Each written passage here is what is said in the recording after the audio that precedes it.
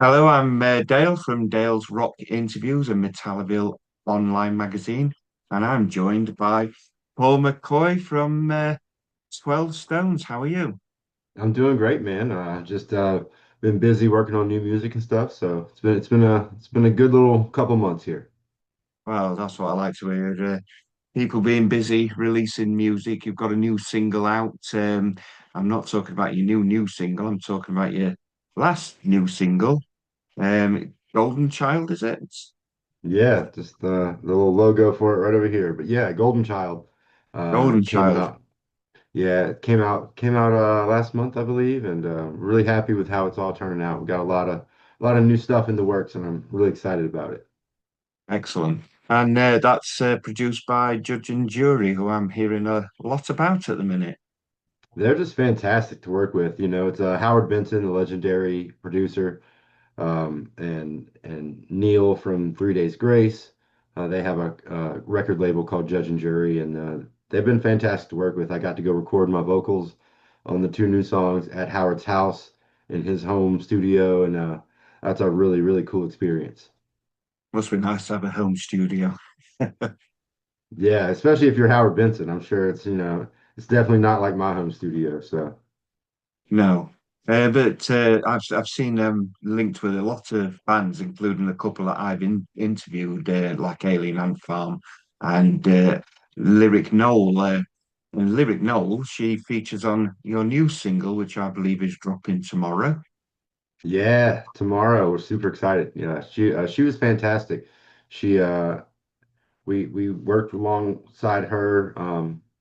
Judge and Jury introduced us, and I got to see her style, and I really loved her energy and the way she can just belt it out. So very fortunate enough to have her be a part of this new song for us. We're really excited to see what happens tomorrow. The video and the song both come out tomorrow.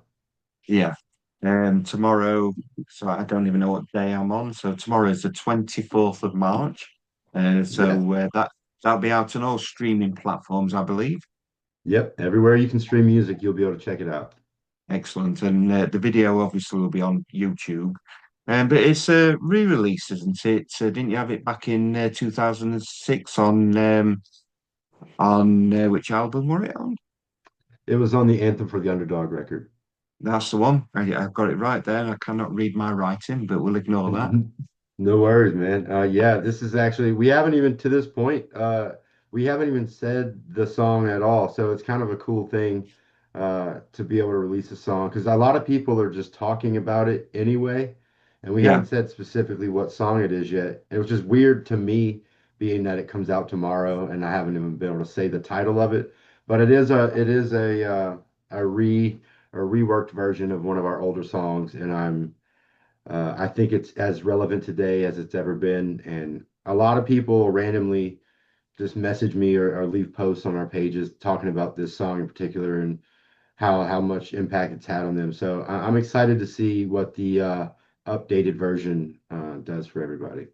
Well, you'll be able to say the title of the song because it's nighttime here in the UK, so this will actually be uploaded on the day of release. So Oh, perfect. you won't be ruining any surprises That's by. perfect. All right.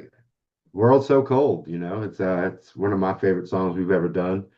And it's just kind of about the messed up state of the world we live in. And I wrote it in 2006, and here we are 20 years later, and it feels more relevant today than it ever has before. So um, I'm really grateful for Lyric's contribution to it. She had a really cool, nice, dark energy to the song that I really like, and I think the video came out really cool. So I'm excited for everybody to see that. Yeah. Well, I'm looking forward to hearing this version with Lyric singing along with you because beforehand it wasn't a duet, it was just you singing. So it'd be interesting to see how the dynamic works. But I will say Lyric has got an absolutely fantastic voice. I agree. Yes, absolutely. Yeah. Were you both in the studio together or did you record it separately or how did it work? On this type, sometimes features we do together. This one, we both had individual times that we were available to do it. So we recorded this one separately, and I actually met her in person when we shot the music video. So our first interactions and meetings was in Dallas when we shot the music video. Yeah. Is it because a lot of people might know you from a certain Evanescence song, which is where I was first introduced with you, like most people. So is it going to be the same sort of thing with you, just like screaming some fantastic lyrics in the background, or is it more of a duet? This is more of a duet. She comes in and adds some really nice elements to it. She gets a verse, and then we tag team and we hit the bridge pretty hard together. It's pretty cool. It's nice. It's not necessarily one more than the other, and it's not just like a quick little snippet. She's very involved in the feature of this one. Yeah, that's good because I was wondering if it were going to be roles reverse, you doing the um, most of the singing and lyric doing like just a bit of the backup singing and chorus. But it's nice to know that it's a collaborative effort, both of you taking equal strains. Yeah, it's cool. It's a nice thing. I've been a part of features that worked out well. So I always love the opportunity to see somebody how somebody else approaches a song, even if it's one that I wrote 20 years ago. You know, I love co-writing with other people and just watching how their brains work when it comes to the creative process. So this was no different for me. It was nice to hear her input and her take on this song that to me I've probably played 10,000 times, you know, so to have a fresh take on it's really reinvigorating for us. Yeah, excellent. Um, you've done quite a lot of albums. You've been around for this year, be 26 years, which is incredible. How does that feel? It feels like I forgot to take my ibuprofen earlier. Uh, no, it feels great. It feels wild to think that, 26 years later, I'm sitting here at home getting to talk to somebody across the pond about music that's still relevant to me and that I'm very grateful that I still have the opportunity to make music. Being around this long, I know a lot of bands that I find were much more successful than us, but they don't have the longevity. So, I'm grateful to still have a platform and even for the opportunity, to have these very conversations. Yeah, because you've done an EP before, and you've done on your albums 12 Stones, which was 2002, Pottersfield, Anthem for the Underdog. I can read my writings on this sheet. And Beneath the Scars and Picture Perfect. So you've got a couple of new singles. Does that mean we're building up to an album? Yeah, in 2020, I put out a record called Smoke and Mirrors Volume 1. It was 5 songs. It was right in the pandemic, so I have a lot of songs, and now I have at least an album's worth of material that I'm getting the ball rolling. I'm getting us in the studio to start getting these. So ideally, I would love to have a full album out by the end of the year. Um, either independently or with judge and jury or whoever, however that works. I have the music ready, and I'm just got to get it recorded and out to the world. Yeah, yeah, excellent. Um, so going on with your albums, my favorite album that you've been included on is one about divorced dad, the rock album. Yeah, yeah, man. I mean, if the shoe fits, I guess. I don't know, man. I think that's a hilarious moniker for a genre, but I'm with it, you know. Yeah. Does that mean like you're now dad's music, or are you still appealing to the younger audience? Yeah, I think it's like yacht rock, you know what I mean? I think at this point, uh, it's kind of as we've gotten a little bit older, we're seeing more and more of that become the norm, I guess. Yeah. It's weird because there is that brilliant video of the teacher where she were on about classic rock to her students, and she said classic rock, Led Zeppelin, AC/DC, and somebody was like, "No, Green Day and Sum 41." Right, yeah.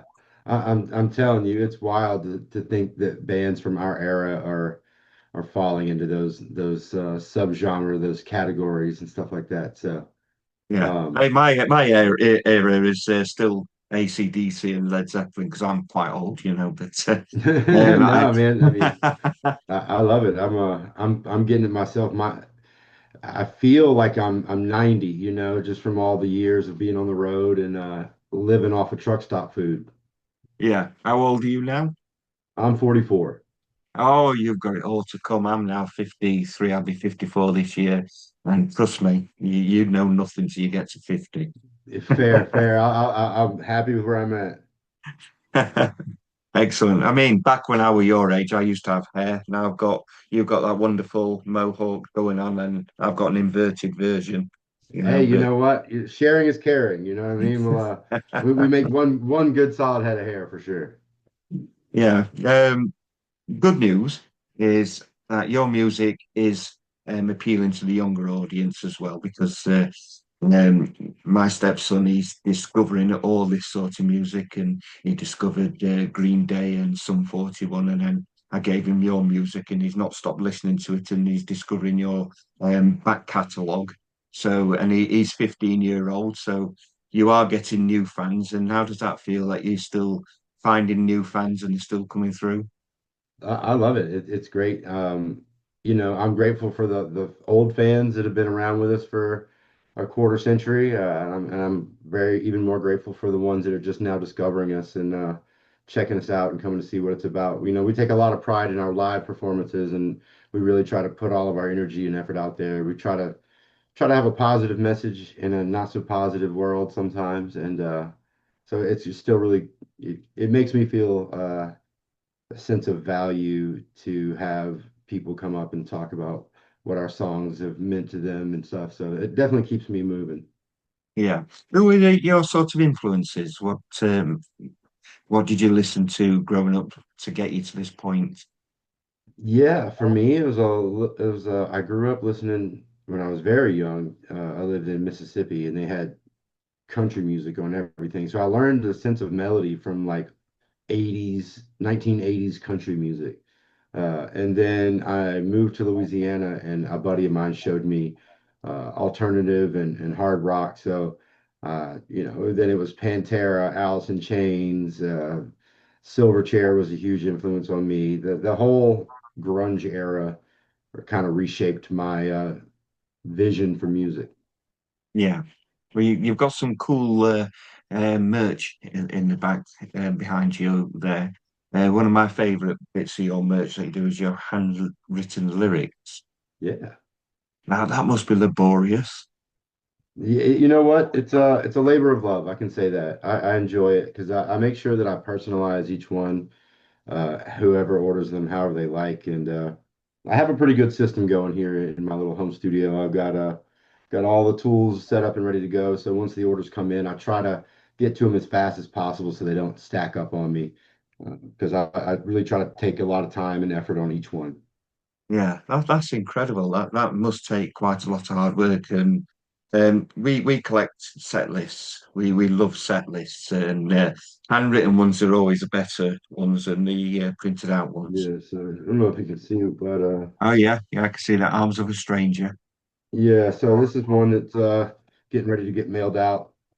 But yeah, I set them up and I do these in here, and I love everyone that's come in. It's been a lifesaver in so many ways to give my idle mind something to do, and I think it's a unique item that can be personalized. So everyone that's done that's the only one like it. I don't. There's no photocopies or anything. It's just my hand does get tired after a while, but once it gets a little worn down, I tend to take a break for the day so that Yeah. they don't get any that looks like I wrote it with the wrong hand or, I'm not trying to mess up anybody's potential artwork. I'm going to say your handwriting is a lot neater than mine. I can't even read my handwriting, and it's me that wrote it. That's funny. So I won't like anybody having anything that's mine that's handwritten. Well, you never know. That might add to the appeal. You know what I mean? It's like the doctor's handwriting on the prescriptions. They write on. You don't know what any of that says, but Exactly. yeah, It's you've got music featured in movies, My Life and Scorpion King, and then you've got Photograph and Electra and Let Go, which was exclusive for Daredevil, and Potter's Field for the Pirates of Caribbean trailer, and Yeah. Broken, which was in WWE. How does that feel Yeah. having your music featured like that in media? It's pretty wild. We've been to a couple of movie premieres, and I definitely felt like I didn't belong there, and in like a good way. And like I'm just such a fan of music and movies and all those things that when music that I create is wanted to be used in certain other mediums, I'm very, very grateful for that. Yeah, because obviously you're going to be writing for yourself. You know, good writers generally don't write for other people; they write for themselves. And if it's good enough, people generally follow them on that journey. So be picked up by movies and things like that. It must feel like you're being accepted for what you're putting down. Yeah, I think so. I think it makes me feel like the value that I see in it is sometimes still be able to see by from other people, and I'm grateful for that because a lot of the songs that I write come from dark places, and they come from a sense of needing and looking for help and things like that. So when other people resonate with that, it lifts my spirits up and makes me feel like I'm not alone in those feelings. Yeah, I suppose it can also be bittersweet. We've got a band in the UK who you've really got to check out, the Virgin Marys. It's two young lads, and they did a song on stage about depression and it being really deep, dark in that depressed state, and the lyrics like really hit me like a wave, and I understood everything that they said and it really resonated with me. And then speaking to him after, I says to him, that song really got me. I understood it. And he looked at me sincerely and said, I am ever so sorry. I really am that you were in that place to understand what I was singing about. And so it's like a Yeah, bittersweet for somebody to understand them dark moments. That means they've got to have been in them dark moments.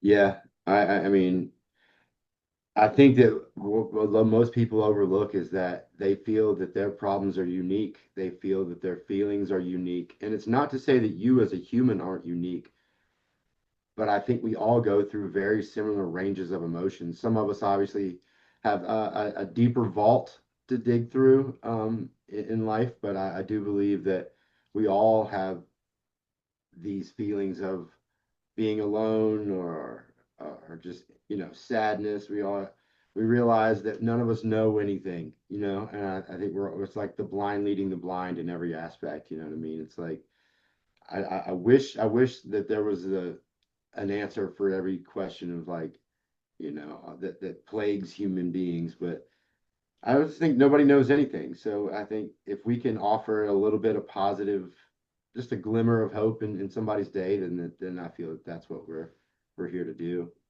Yeah. Well, I've been going through quite a lot myself with my body basically failing me and becoming disabled after being able-bodied and quite strong for so long. And my partner makes me do these videos where I'm being quite honest, but saying I'm still doing things. And I find the videos very hard to do. The feedback I get from people who are in a similar position saying that it's inspiring them because I'm getting out and doing things and they're watching it. And to me, all I'm doing is bleating about myself and thinking there's people that are worse off, and here I am saying how bad I am. They'll feel sorry for me. And it's not like that. I'm trying to say I'm feeling like this, but I'm out there doing stuff. And I'm hoping I'm conveying a message of hope for people in a similar position. But I find it very hard to do. Is it similar for you when you write down your words and then you've got to sing about them things? Do you find that a difficult process? I find it difficult at times, but I find it more therapeutic than not. I find that it helps me in the end when I get to have the conversations with someone that says, "Hey, I was having just a really bad day, and I heard your song, and it made me feel better, or it made me think about something in a different way."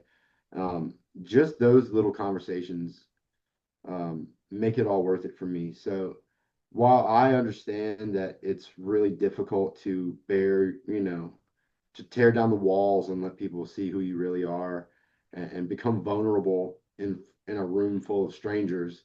It's no easy task, you know. And so I say that for all the bands coming up, you know, all the bands we share the stage with. I try to let the audience know that, like, you know, you guys being here and supporting us as live musicians, you're joining our therapy session. So we're grateful that we have the ability to work through the things that put us in the place to write these songs. Just like the guy told you, you know, it's like, I'm sorry that you're in that place. Um, this is our ladder out of that place. A lot of times, this is the way that I can say, because I got great advice for everybody but myself. Yeah, I can tell you the best way to solve every problem, but I don't know the first thing about how to fix the holes I dig myself. So I find that if I talk to myself in songs, or if we have a song called Save Yourself, and I wrote that song from me to me about me, and it was just basically looking in a mirror and saying, like, you don't listen. It's your fault that things don't go the way, you know, you can blame everybody else, but at the end of the day, like, you got to save yourself. You got to do the work. And so I find that when I see bands that really put in the work and the effort, and they believe in their art, I think that shows a lot, and it makes it worth it to me to keep pushing through. yeah. So after you wrote Save Yourself, did you start listening to your own advice? Absolutely not. No. I think the older is wiser bit caught up to me. I got sober. I've been sober 7 years, and that's been a huge step in the right direction for me. But I think, along with sobriety, everybody thinks that as soon as you get sober, that, like, now all of a sudden you can, you know, you're just, everything's great, and it's not. It's not. It's I still have all the things that drove me to drink and do drugs and do all those things, Yeah, but I don't have anything to help me battle it in my mind, you know, where it's like, now I just face everything head on, no safety nets. And that's horrifying, you know. But I know that the alternative was an even worse scenario for me. I knew that if I didn't get myself together and get my life together, that there were not good things ahead for me. So I'm grateful that music gives me that outlet to yeah, battle the stubborn part of me, that kid inside that just doesn't want to listen to authority, that doesn't want to, you know, listen to reason. I now have the music to scream and vent and work out all that frustration in a healthy way versus just trying to drown myself in a vodka bottle to not think about the things because they never go away, you know. yeah, It doesn't matter if you stay drunk, you're never outrunning the issues, you know. So that's been the hardest thing for me to transition to, is realizing that nothing goes away until you face it. You know, you can run all day long, but eventually life always catches up. yeah. Yeah, and it's cheaper than paying for a therapist if you're stood on stage screaming it all out. Yeah, I mean, it's like you go to a therapist and they tell you a lot of the same things. It's like you need to have other ways to express your emotions. And then I show them a video of us live where I'm screaming at the top of my lungs, and everybody's got the horns up, and we're just having, you know, that's it for me. That's the light at the end of the tunnel, and for me, is sharing in those moments of me from my darkest places, shouting it at the top of my lungs to say, like, I'm better than who I was, and I'm coming out stronger on the other side. Yeah, So it's great to see that, and it's not great to see that other people are going through it. I don't want it to be misconstrued, but it's great to know that the things that I've been through that were so devastating to me, it's great to know that I'm not alone in those ventures. yeah, That I have other people that know what it feels like to be depressed and have social anxiety to where you can't leave the house. It's refreshing to know that I'm not alone in that, you know. yeah. I definitely. I mean, drink and drugs. Of course, I've never done illegal drugs. I've done shitloads of legal drugs, but not illegal ones. Uh, I've been on all sorts of painkiller, opioids, and all that lot, and I've jacked them in and just dealing with the pain itself. But drink has never really been an issue for me because I lost both my dad and my sister through drink. So I've stayed away from that and been quite mindful of what I've had. And the only issue I've got is chocolate. Hey, You give me a bar of chocolate and I'm there. I got a sweet tooth. When I got sober, my sweet tooth went through the roof, like because I cut out all the alcohol, the sugar from the alcohol and the Yeah, mixers. So man, and here in New Orleans, we have what's called Mardi Gras. It's a big festival where yeah, yeah, they have king cakes in their festival tradition where they hide a plastic baby in this massive cake. Some of them are filled, some of them are not. But I will eat a king cake that's made for like a party of 10 people. I will put that thing away in 2 days, no problem. And then I go complain about it while I'm at the gym for the next 3 weeks, yeah. trying to undo bad decisions. Well, that's where I found out when it comes to cake, especially cheesecake, that I identify as a family of four because I'll just eat that myself. Yep, 100%. Yep. You and I are the same. My friend, I only recently found out I like cheesecake, and I just it's a problem, man. It's a problem. I Oh, try to. cheese! I had a cheesecake today, so I love it. I love it was that. an apple pie cheesecake. It was Mm. absolutely delicious. Really was. Well, I'm gonna head out and get some dessert whenever we finish this up for sure. I gotta take a trip. Oh, definitely. Um, that's just totally thrown me off now. I'm thinking I need to. Right. So your name, yeah, I'm sure you spoke about it many, many, many hundreds of times. 12 Stones is an unusual name. I understand that you threw a load of names in a bag and they were all crap apart from 12 Stones. But I'm more interested in the names that you said no to. Man, I think my therapist would probably say I blocked it out. Uh, it's a traumatic experience with some of those names. I don't even remember. I just know that we didn't think we needed a name past that weekend. I mean, none of it's like we never set out at the beginning to do anything. We just all met at a music store randomly and we're like, oh, cool, you play guitar? Well, what do you think about this riff? And then one day a guy walks in, he's like, y'all have bass strings? We're like, oh, you play bass? Cool, come over here. And like we weren't friends before, we didn't all hang out. We just met. So we just ended up starting. Two of the guys worked at the music store. So whenever the music store would close, we had permission from the owner to stay in there and do practice. But we didn't. What were we practicing for? We had nothing on the horizon, no plans. So we did that for probably 6 months, and then decided, hey, maybe we'll play a show. And we decided we needed a name to put on the flyer. So we literally everybody that was in the band at that time, which is a whole different lineup of people. Uh, for the most part. Everybody just threw these random names in, and I don't even know that I picked one.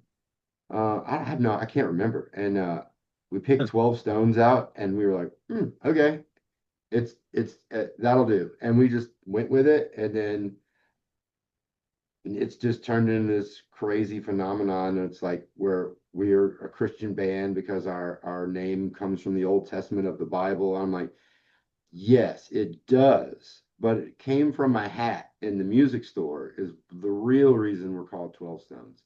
Yeah, Uh, it's odd that a lot of my lyrics, especially in the first couple records, were questions about religion and like challenged faith and things like that. So I totally understand why it's like, oh, their name comes from the Bible. I know he said Lord in a song.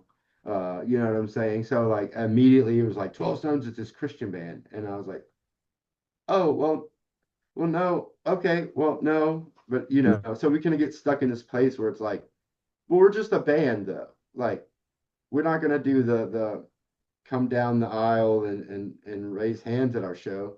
But if you get something positive in a religious way out of our music, I love that. I'm great with that. If yeah, you yeah, don't and you still just get a positive message of any kind from my music, I equally love that. Like, I don't want to be put in a position to have people be like, well, I would like the song, but it might be a Christian song, so I don't know. I'm like, it's a song. Like we're just all regular human beings, you know what I mean? Yeah, So it's so weird how I always ask people, I'm like, would you only hire Christian plumbers? Like if your toilet's clogged and you have to have a plumber come out, are you checking their make sure their truck has a Bible in it before you let them come fix the thing? Like I don't just never understood the like the gatekeeper and then the roadblocks yeah. that come with being labeled a Christian artist. I'm like, okay, well, you've never obviously been to one of our shows or you would know better.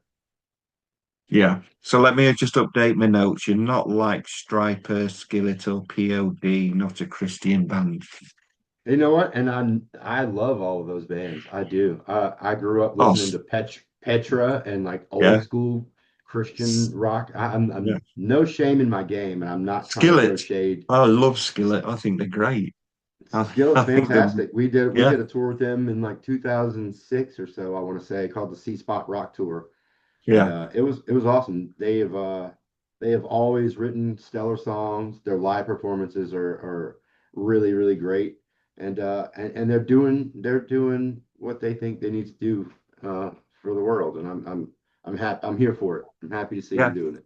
I saw Skillet at Download Rock Festival in the UK, and I've got to say they were amazing live, and I love listening to their music. I've always got time for Skillet, but I've also got time for Venom. It's just, it's just music Yeah, choice. It's right, exactly, exactly. My Apple Music playlist would probably confuse a lot of people. You know what I mean? I a good song is a good song. You know, I don't have a lot of shame in my library. I think on my music playlist, unusual for somebody from the UK. I've got heavy metal, I've got thrash metal, I've got Tammy Wynette.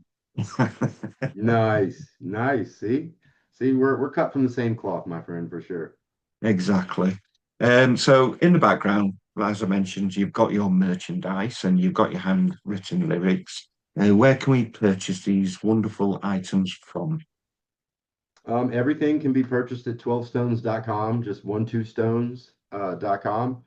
We have our shop, so all these items in here are available. We also have trucker hats, stickers. We got it all. My wife is an awesome human being that makes sure that we have what we need. She comes up with ideas constantly. So we have necklaces, guitar picks, stickers, posters. If it's available, she's made it so. So Yeah. yeah, all of that. Well, You can definitely get it at the live show. Most importantly, if you come to a live show, I also sell some of my paintings at the live show too that I've been oh, doing. you're an So, artist as well. well, I started doing it as like a creative outlet, and then I started posting some of my art, and people started really enjoying it, and so I can't keep it on the walls. I started doing it to hang here in my home studio. You can't see, but this room is like fire engine red, and I have a whole behind my curtain here. I had a whole bunch of my paintings to be a motivator here in the studio, and then I can't keep them on the walls. Everybody's asking to buy them. So it's one of those things where I'm like, okay, yeah, I'll sell it. You know what I mean? So I'm grateful for the opportunity that people want to do that. But yeah, I sell the lyrics and the paintings, anything you want. We can make it happen. So what do you normally paint? What's your muse sort of thing? I'm a chaos kind of guy. My thing that I've really been doing a lot of is taking multiple canvases and making 3D art. So basically I'll have like a background piece that's real chaotic, a lot of splatters, a lot of lyrics that from songs just written all over the place. And then I'll take a keyword or a key image and I'll do it on another canvas and then cut that out and then take some kind of wood blocks or something like that and attach the two so that the painting it's two basically it's a painting on top of a painting, but Right? it's got a 3D, image to it. All right, that sounds cool. Is any of that on your website? Those are not on the website because, like I said, I can't.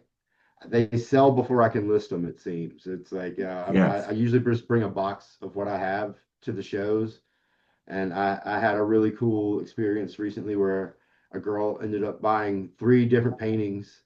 she basically, I just told her at one point, I was like, you just back up your vehicle to the door and I'll just start loading all of this in your car. Cause she cleaned me out. She bought three of everything I had, which I'm just forever grateful for. So yeah, it's hard to keep them. I don't have them long enough to take the pictures and get them listed. That, They sell too fast. So that's brilliant, excellent. So are we gonna get a tour from you? yeah, I want to come across, man. We've never gotten to, and it's bothering me. I would love to do a UK tour, and And so it I should bother you. yeah, that's what I mean. We've stayed U.S., Canada, Mexico, a handful of like overseas things for the military. We've gone to Japan and the Middle East a bunch of times. I'm like, what do we got to do to come over there? I mean, I get in my kayak and head on over on my own, but it's gonna take me a minute. I would desperately want to get over there. So any other bands out there listening right now, 12 Stones wants to go. Let's go. UK, let's do it. Take Yeah. us out. Yeah. Well, there's an artist from New York. I'm not sure if you're familiar of him called Adam Bomb, and he's just done a European tour in a clapped out van while losing his eyesight in one eye driving through Europe.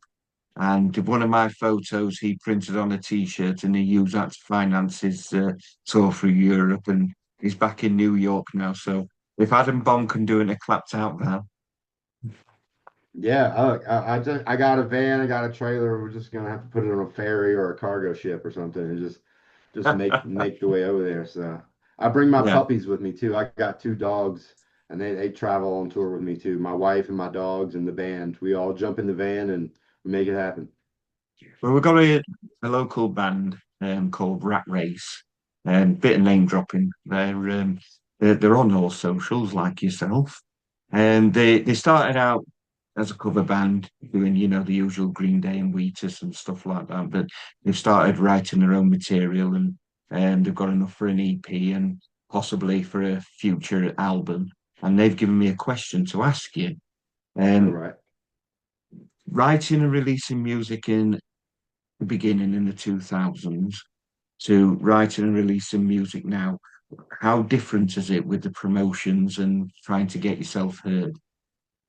Oh, it's insane. For us personally, in the beginning, we were signed to Wind Up Records, so we had a team of people. They still had active street teams that were a awesome practice that I don't know why that ever went away.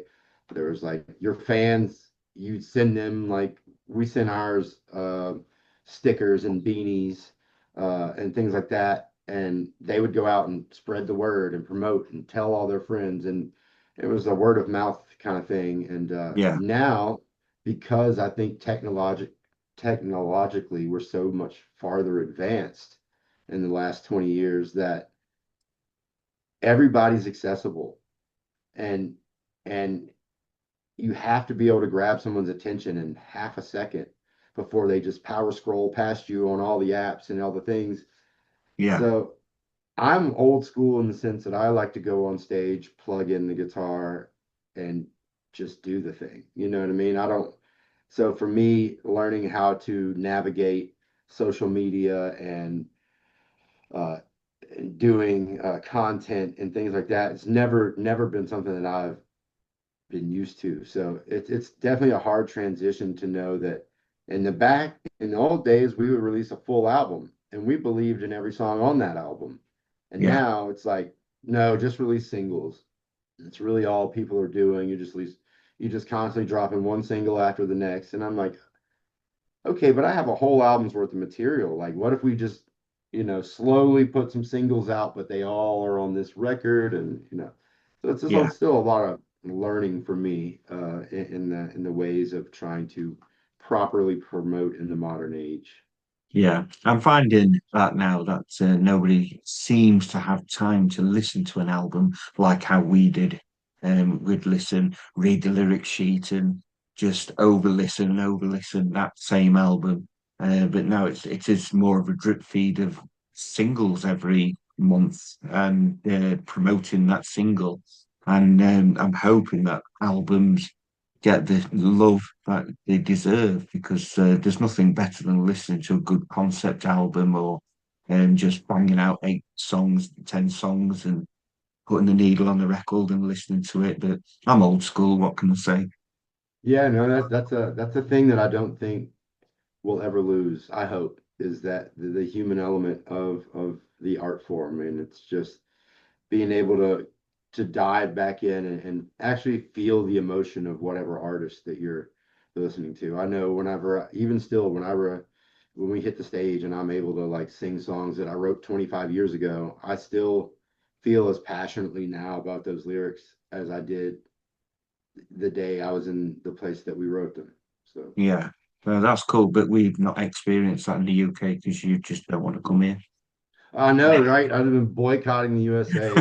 You have to get off of that. But yeah, we desperately want to come over there. So if we make it happen, we will definitely do our Yeah. best. Well, you say you've performed for the military overseas. We've got 3 United States Air Force bases in the UK. RAF Fairford, Mildenhall, and Lakenheath. Hitch a ride over one of their transporters, and then you can begin your tour. I love it. That's what we should do. Start on one of theirs and end on one of theirs so they can get us home and back, there and back. Definitely love that. So that was always a cool experience for us. We got to go play for the awesome men and women that are away from home, away from their loved ones, Yeah, to try and protect and serve. And so it's nice for us to go over and just play a little music for them, hang out, and kind of see what their lives are all about, and let them know how grateful we are for the opportunity they give us each day to continue to be able to make music and live in a world this way. exactly. At the end of my interviews, I like to rehash some of the promotions. We're promoting your new single, World So Cold, featuring Lyric Noel, produced by Judge and Jury and written by yourself back in 2006. And so it's been remade, re-released, and that's due out on the 24th, which is for me tomorrow. And by the time this interview goes out, it'll already be there for everybody to listen to. And Yeah. obviously, your wonderfully displayed merchandise behind. So go on the socials and listen to 12 Stones. Go on your website, which is 12stones, 12stones.com, and buy your merch and your handwritten lyric sheets. But I can't leave any interview without asking my beautiful lady, Tracy. She gives me a question to ask everybody at the end of the interviews. Tell us something about you that we don't already know. Okay. I was born deaf in my left ear, and I have had so many surgeries to try to fix and repair all of that, and I'm still deaf in my left ear, so people know that I don't speak as if I have hearing issues. But when I sing live, my voice naturally resonates a lot louder in my head. Yeah. So I can sing right into a guitar amp and I hear myself just fine. So I'm like a sound guy's best friend. I'm like, I don't when they put vocals in my monitors, I'm like, I don't need that. You can take that out of there. They're like, what? So yeah. It's like the blessing and the curse at the same time. Oh wow, that's incredible. Have you not thought about getting one of them big, have them electronic hearing aid things that attached to your head? Because for me this is normal. I don't feel the need for it Yeah, yet. I mean, if things progress and get to a point to where that becomes a needed option, I'll definitely entertain that. But for now, I feel like this is how everybody hears, and I've kind of adapted to it my entire life. So it's a interesting thing to deal with. that's excellent. I hope that none of my fanboyish has come through because I still can't believe I'm talking to the same Paul that was on Evanescence. All those years ago. I remember watching you on your TV, on the TV, and oh, look at that. Yeah, That's your Grammy. yeah. That's amazing. Yeah, so I keep that right here on the shelf here to remind me just of to keep chasing dreams and to keep pursuing the things that make you happy in life. that was a day that I'll never forget. So I'm grateful for the opportunity from Amy and all of the band to allow me to be on that song and to keep the love for that song alive after all these years. It's been a wild ride. Yeah. Oh, it is one of those iconic songs that's never going to go away. It's going to be played forevermore. Um, hopefully, like some of your music, like "World So Cold," it's an excellent song, and I'm really excited to hear lyrics contribution to it because she's got an incredible voice. So, I think it's going to be an outstanding mix. I'm really excited to listen to it. So thank you very much for your time and good luck with your music and Thank you. future tour in the UK. We're ready. We're ready. We're gonna do it. Excellent. And yeah, thank you very much. All right, man. Thank you.